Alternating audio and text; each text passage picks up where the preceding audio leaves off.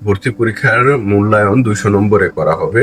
এর মধ্যে 100 নম্বর বিবেচিত হবে এসএসসি পর্যায়ে প্রাপ্ত জিপিএর 40%, আর এইচএসসি পর্যায়ে প্রাপ্ত জিপিএর 60%, আর বাকি 100 নম্বর এমসিকিউ পরীক্ষার মাধ্যমে অনুষ্ঠিত হবে, যেখানে নম্বর বন্টন হচ্ছে এমন: মানবিক বা গার্হস্থ্য শাখার জন্য বাংলায় 20 নম্বর, ইংরেজিতে 20, সাধারণ জ্ঞানে 20 নম্বর।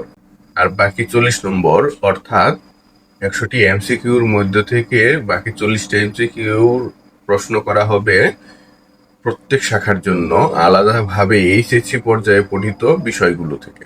বিজ্ঞান শাখার জন্য বাংলায় 20 নম্বর, ইংরেজিতে 20 নম্বর, সাধারণ জ্ঞানে 20 নম্বর, আর বাকি 40 নম্বরের প্রশ্নও একইভাবে করা হবে।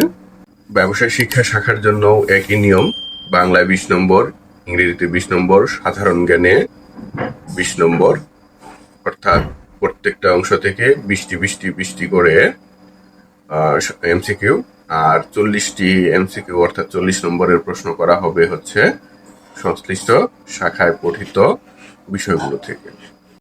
আর এই এমসিকিউ পরীক্ষায় পাশের নম্বর হচ্ছে 35।